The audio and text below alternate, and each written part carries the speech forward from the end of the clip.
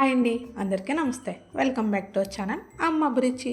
ఇవాళ రెసిపీ వచ్చేసి చేపలు బెండకాయ పులుసు అండి. చాలా బాగుంటుంది టేస్ట్ అయితే. ప్రాసెస్ కూడా ఈజీగా ఉంటుంది. ఖచ్చితంగా ట్రై చేయండి. కొత్త వాళ్ళు కూడా ఈజీగా చేసేయచ్చు. చాలా తక్కువ ప్రాసెస్, అలాగే ఎక్కువ టేస్ట్ కూడా. ప్రాసెస్లోకి అయితే వెళ్ళిపోదాం. పచ్చిమిర్చి కొంచెం ఎక్కువ తీసుకొని చేపల పులుసులోకి టేస్ట్ బాగుంటుంది. అలాగే బెండకాయ ముక్కలు కూడా కొంచెం పొడవుగా కట్ చేసుకోవాలి. చిన్న ఉల్లిపాయలను 2 తీసుకోండి. ఎక్కువ వేసుకోకండి, ఉల్లిపాయ తక్కువ వేసుకోండి. అలాగే చేపలను కూడా కల్లుప్పు వేసుకొని బాగా శుభ్రంగా కడుక్కోవాలి.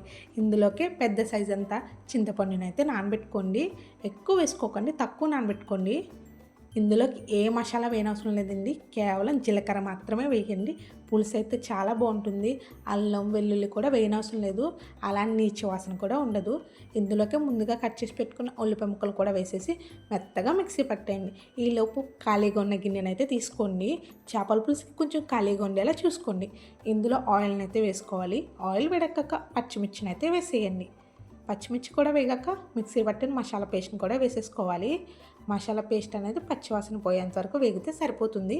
మీరు కనుక ఫస్ట్ టైం నా ఛానల్ చూస్తుంటే కనుక వీడియో నచ్చితే లైక్ చేయండి, షేర్ చేయండి. మన ఛానల్లో ఉన్న వీడియోస్ని కూడా చూసేయండి. అలాగే వెళ్తా ఛానల్ సబ్స్క్రైబ్ చేసుకుని వెళ్ళండి. మసాలా పచ్చివాసన పోయేంత వరకు వేగాక చేప ముక్కలను కూడా వేసేసుకోండి. అలాగే ఇందులోనే కట్ చేసి పెట్టుకున్న బెండకాయ ముక్కలను కూడా వేసేయండి. చేపల పులుసులో బెండకాయ చాలా బాగుంటుంది. ఒక్కసారి ట్రై చేయండి. ఎవరైనా ట్రై చేయాలనుకుంటే టేస్ట్ అయితే సూపర్ ఉంటుంది.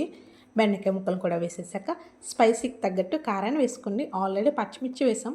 చేపల పులుసులో పచ్చిమిర్చి ఎక్కువ ఉండేలా చూసుకోండి, పులుసు బాగుంటుంది. అలాగే రుచికి తగ్గట్టు సాల్ట్ కూడా వేసేసి ముందుగా నానబెట్టుకున్న చింతపండు పులుసుని అయితే వేసేయండి. పులుసు అనేది బాగా పలుచగా ఉండేలా చూసుకోకండి, కొంచెం చిక్కగా ఉంటే సరిపోతుంది.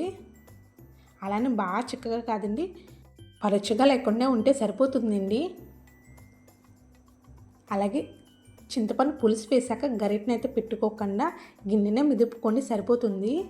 అలాగే మూత పెట్టి కొంచెంసేపు మరగనివ్వండి. మరిగేటప్పుడే కొత్తిమీరను కూడా వేసేయండి. చిన్న చిన్న ముక్కలుగా కట్ చేసుకొని.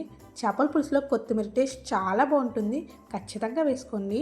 మూత పెట్టేసి ఇంకొంచెం సేపు మరగనివ్వండి. మనకి ఎలా కావాలో అలా అయ్యేంతవరకు దగ్గరకు మరగనిస్తే సరిపోతుంది. అంతేనండి, చేపల పులుసు. చేపలు బెండకాయ పులుసు అయితే రెడీ అయిపోయిందండి.